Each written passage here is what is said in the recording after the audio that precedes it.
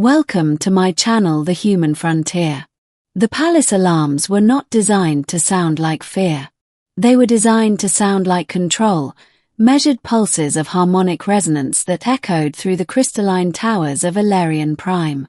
But that morning, as the sky above the capital burned with streaks of falling debris, even the alarms felt strained.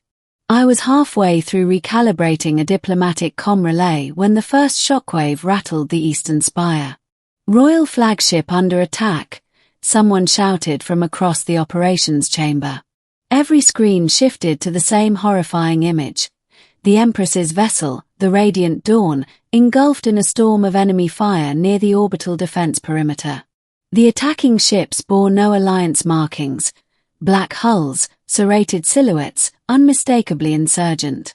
And in the center of it all was Empress Velira. The Illyrian Empire prided itself on strength. Their warriors were tall, luminous beings with silver-veined skin and eyes that shimmered like distant stars. They were not used to being vulnerable.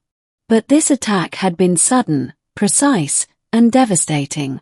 The Radiant Dawn's shields flickered violently under concentrated fire. "Deploy interceptors," General Kyreth ordered, his voice sharp and commanding. But I saw the numbers. The interceptors wouldn't arrive in time. The flagship's power core was destabilizing. And if it breached, the explosion would light half the sky. I wasn't a soldier. I wasn't even supposed to be in primary defense operations. I was a human liaison engineer assigned to maintain shared alliance systems, an outsider trusted with machinery but rarely with decisions. Yet as I watched the feed, something inside me refused to stay still. "General," I called out, stepping forward. "The flagship's shield harmonics are out of sync with the orbital defense grid. That's why the enemy fire is penetrating." Kyreth didn't even look at me. "Stand down, human. This is not your command." "It will take 2 minutes to realign the frequencies," I pressed. "If I can access the grid." Another explosion flared across the display. "Core stability, 38%. Kyreth's jaw tightened. "Fine," he snapped. "If you fail, it will not matter." My hands moved faster than I remember thinking. The Illyrian shield systems were elegant but rigid, designed for perfection, not improvisation. I initiated a cross-frequency cascade, forcing the orbital grid to mirror the Radiant Dawn's fluctuating output. The system resisted. Warning alerts flared in every direction. "Manual override engaged," I muttered, rerouting power through secondary conduits. Then, the flagship's shields stabilized. Not fully, but enough. The next wave of enemy fire struck, and held.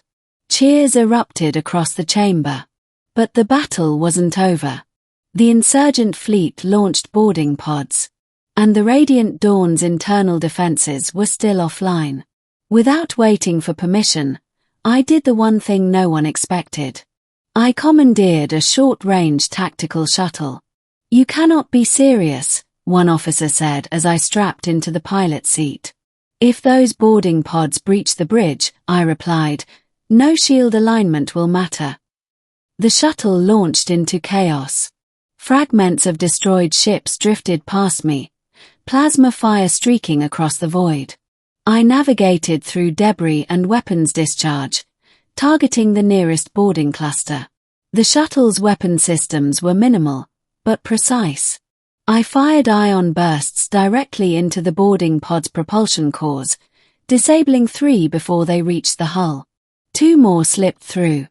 I gritted my teeth and accelerated, slamming the shuttle's hull into the final pod's trajectory, deflecting it off course. The impact rattled every bone in my body. Alarms screamed. But the pod spun away, detonating harmlessly in open space.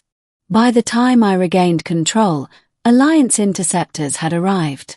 The insurgent fleet began retreating. And the Radiant Dawn, damaged but intact, held its position. I didn't stay to celebrate. My shuttle barely made it back to the docking bay before losing power. Medics pulled me out, half conscious. The last thing I saw before blacking out was the Empress's flagship stabilizing in orbit. When I woke, it wasn't in a medical ward. It was in a quiet chamber lined with translucent curtains that shimmered with soft light. And standing at the far end of the room was someone I had never seen before, but immediately recognized. Princess Elira, daughter of Empress Velira. Her eyes were red-rimmed, her silver skin pale with exhaustion.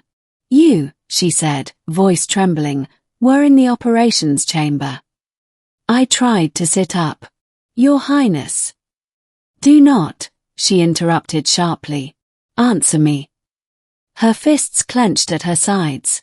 "Who saved my mother?" The question hung in the air like a blade.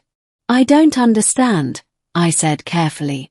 "The official report claims the fleet responded in time," she said, tears welling in her eyes. "But I saw the raw feeds. Someone altered the shield grid.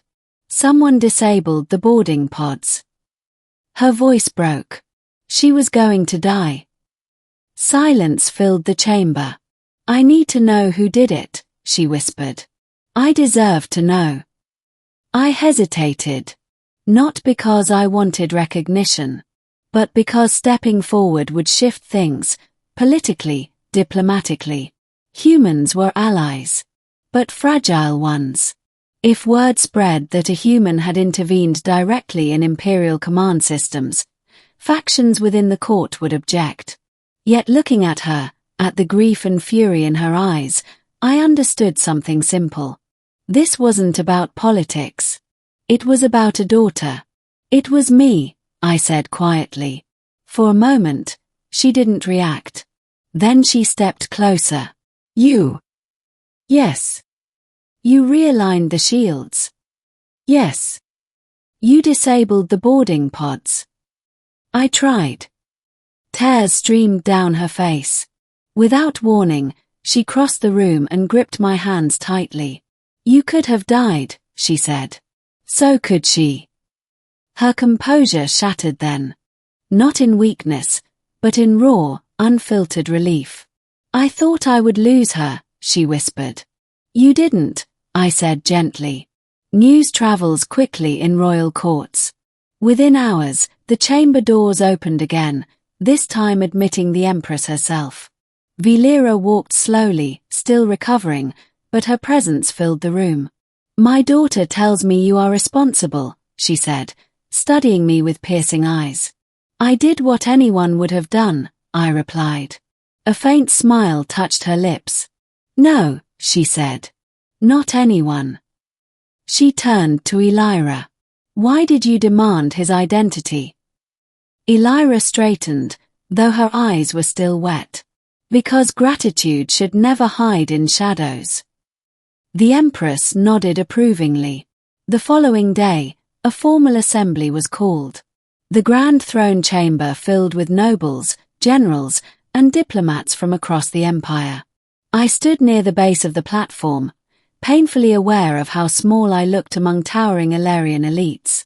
Princess Elira stepped forward first. Her voice carried clearly. "When the insurgents struck, I feared my mother would die. I demanded to know who saved her, not for politics, not for strategy, but because truth matters." She turned toward me. This human acted without command, without guarantee of survival, and without seeking recognition. A murmur swept through the hall. Then Empress Velira rose. "In times of crisis," she said, "we learn who stands firm." She descended from the throne and approached me directly. "In saving my life, you strengthened this empire, not through power, but through courage." She extended her hand in formal acknowledgement. Every noble in the chamber lowered their heads. Not to a conqueror. Not to a warrior king. But to a human engineer. After the ceremony, Elira found me on a balcony overlooking the city. "You embarrassed half the High Council today," she said lightly. "That wasn't my intention." "I know." She leaned against the railing, gazing at the skyline. I asked who saved my mother because I was angry, she admitted. Angry that I wasn't there. Angry that I was powerless. You weren't powerless, I said. You demanded truth. That takes strength. She smiled faintly. Perhaps. A quiet settled between us. Then she said softly, you didn't hesitate. No. Why? I thought for a moment. Because sometimes the only thing that matters is doing what's right before it's too late. Weeks passed. The insurgent threat diminished under renewed alliance unity. Human and Illyrian cooperation deepened, not because of treaties, but because of trust. And occasionally, when court sessions grew tense or political debate stretched long into the night, I would catch Illyra's gaze across the chamber. There was no longer anger there. Only understanding. She had demanded answers through tears. She had faced fear and uncertainty head-on. And in doing so, she had reminded an entire empire of something simple. Gratitude is strength. Truth is power. And sometimes, the smallest voice in the room, the human no one expected, is the one who changes everything. Thank you for listening. Subscribe for more cinematic science fiction stories.